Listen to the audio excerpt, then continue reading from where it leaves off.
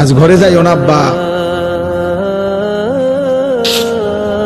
এই ছেলেরা যে কয়জন এখানে বসছো নামাজ পড়ো নাই, ঘরে যাইও না, ঘরে যাইও, মসজিদে যাইও, মসজিদে মালিকের সেজদা দিয়ে যাইও। বেনামাজি যদি ঘুমায় যাইয়া ঘুম যদি আর না ভাঙ্গে,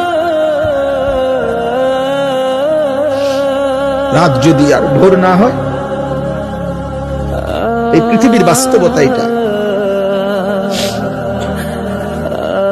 এজন্য আমি অনুরোধ করলাম, আল্লাহ বলেন বান্দা সব তো আমার প্রশংসা করবো না কেন? রব্বিল আলামিন, আমি তো জগৎ সমূহের পালন কর্তা। আমি শুধু সৃষ্টিকর্তা না যে বানাইয়া ছেড়ে দিছি। কোম্পানি আর জানে না তার মাল কোথায় গেছে। দুনিয়ার কোম্পানি তো এমন হয় যে কোম্পানি বানাইয়া ছেড়ে দিছে, বাজারজাত করে দিছে, প্রোডাক্ট করে, এখন আর কোম্পানি জানে না তার মাল কোথায়। রব বলেন না, আমি এমন মালিক না, আমি রব।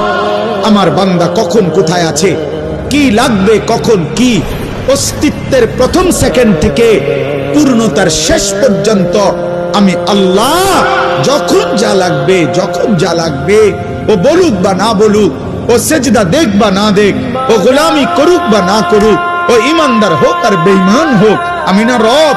ওরে না আমি বানাইছি, আমি না খাওয়াইয়া রাখুন কেন? ওরে আমি না বানাইছি। এই জন্য আমার বান্দা আমি সৃষ্টি করে ছেড়ে দেই নাই। আমি রব, আমি পালন কর্তা।